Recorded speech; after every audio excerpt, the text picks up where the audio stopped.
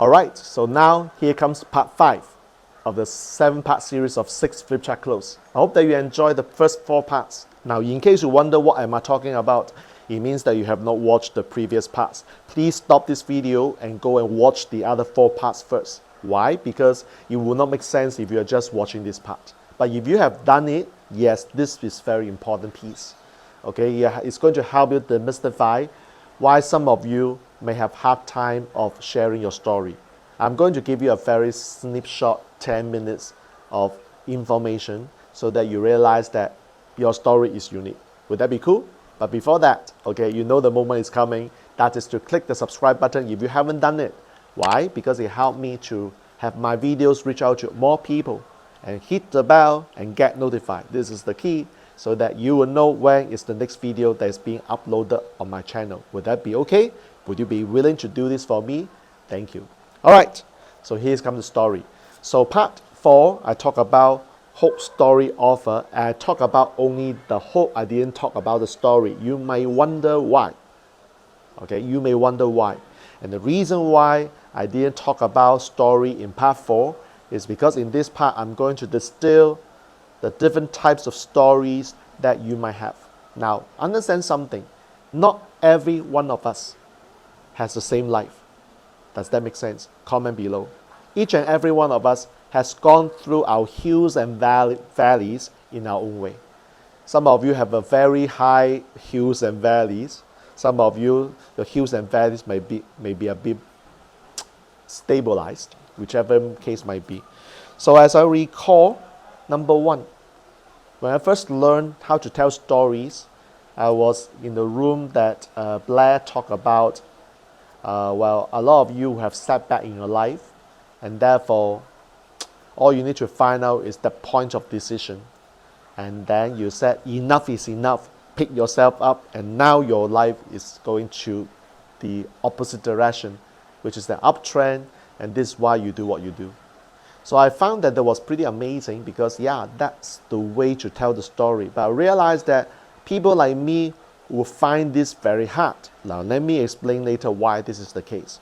So I wanted to introduce in this video 4 different types of stories that people might have.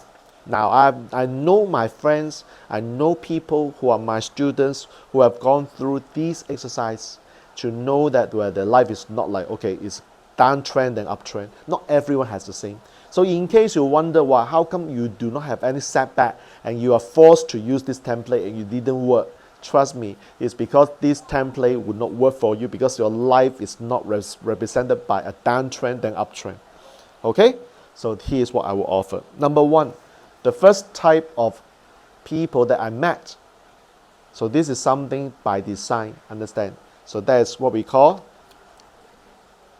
suicidal. The life is, first of all, you have got a downtrend, then there's a bit of retracement, then downtrend again, lower highs, lower lows. If you know the trading jargon, it's a stock chart, lower highs, lower lows. Eventually, it hit the rock bottom and then negative. And I say that, well, the fact is that these people are in suicidal, in depression mode. And I did use that as the first part, because to eliminate people in the room that are in this category. I say, well, the good news is that none of you in this room has this kind of life, because if you do, you are not even here in the first place. Got it? So it's actually by design. Okay? Then I said, well, some of you may have this particular moment or point of decision. So I reference back to what I learned in 2012, train the trainer from Blair. Say, your life, first of all, you have to find out your downtrend. Is that you got setbacks, you got your obstacles. Until this point, you say enough is enough. Point of decision, you commit to change, your life becomes different. So how many of you have seen this before? But the question is that, comment below, how many of you have this type of lives? And how many of you don't have this type of lives? When I say that you don't have, understand something. When you force yourself to explain your story this way, it won't work. Does that make sense? It won't work. So here comes the other 2 stories. Some of you, I've learned one from one person. It's a Baroness Michelle Wong, a lady from United Kingdom who built a gigantic empire, and have the opportunity to interview her in 2016. And basically, this is her life. It's not one bottom. It's actually it's the double bottom. I've never seen someone who have triple bottom yet. So double bottom, I can only remember Baroness Michelle Mong. Okay, so her life is like that. If you want to find out why is it double bottom, so all I want you to do is just Google her history and biography, and you'll find that she has a failure in her business, and she had a husband cheated her. So that's why it's the double bottom. Okay, so if you have this story, then leverage this type of story and then create a double bottom. Okay, so final one. This is my type. I'm not here bragging. It's like I have this type of life. You may say that it's a blessing. Yes, I acknowledge that. My life doesn't have that kind of downtrend and uptrend. So that's very difficult for me. This is called a genius life. I'm not saying that I'm a genius. All I'm saying is that this is the name of this type. So what I mean by that, so this one is called uptrend, retracement, another uptrend, retracement, uptrend, retracement. And why would I have this kind of life? Well, I don't know. So at the moment when I first learned that you must have your downtrend and then your point of decision, I asked myself, but I don't know how to do this because mine is like that. So understand something. Your life is unique. So you have to find your life in form of these charts, in this map, and then decide how will you be telling your stories. So this is what I tell my participants. I need to know you. So you understand where I'm coming from? First of all, I know that these are the broad categories of stories, but I need to know you. Otherwise, I won't be able to help you. So that's why when you decide to embrace the offer that I'm about to make, notice I'm saying again that I will spend 2 hours minimum to understand, to talk to you, to dig out your story so that I know what to do with that. I would then know how to tell the story, how to help you tell the story that will make people cry, make people move.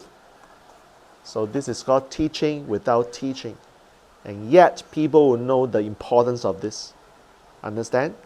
So I found that this is pretty amazing. When I first learned what is teaching without teaching or selling without selling, this is exactly what I've just done.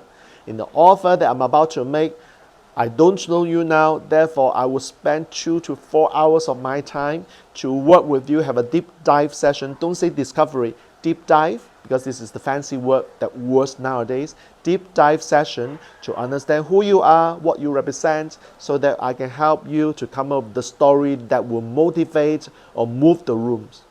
That's the script. All right? So what is the other thing you need to notice? Now this part is also pretty interesting. That is, you use the story. So when you craft a story, now I know that my friends teach storytelling.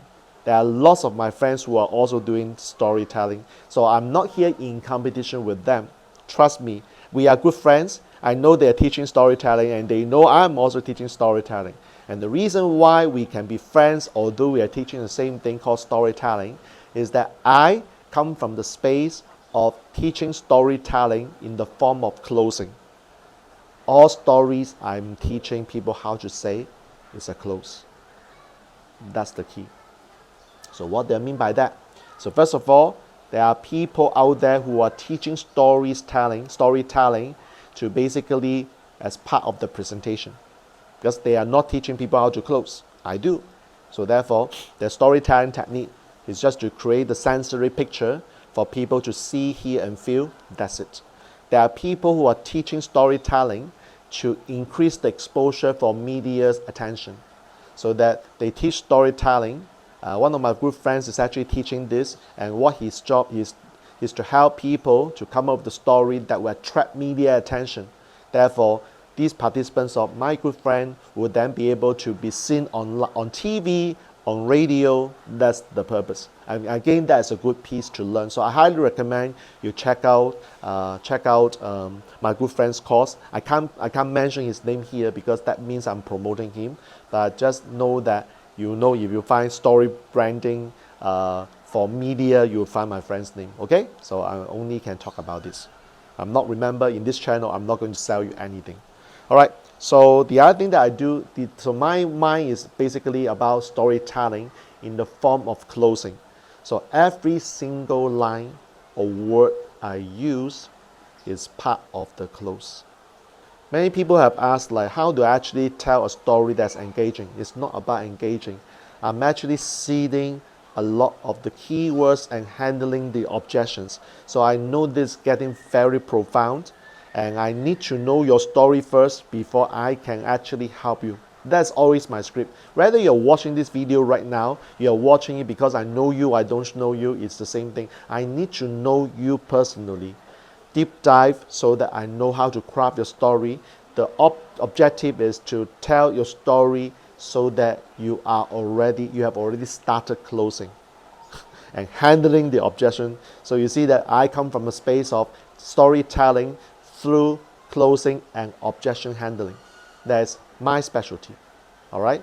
So therefore, when you understand that in part 5, I say part 5, I hope there is part 5, part 4. Part 4 we talk about the hope, story, and offer. So story, I actually mentioned this. So again, this is the teaching principle. Now I don't have any successful stories for this particular preview because this is my first time. So what do? I actually would tell my story. And the reason why I love to tell my story, which I've been practicing for over 100 times, is because my story, when I share my story, I know how to tell, I know what are the words I use, and most importantly, remember what I teach. I'm actually using stories to close. So therefore, in the next part, I'm going to demonstrate how I transition from hope to story and then to the offer. Would that be cool? Alright, so hope that you get something from this video about storytelling in the form of closing and objection handling. If you love this video, comment below. If you have learned something about the insights that I've shared, comment below as well. I'd love to hear that.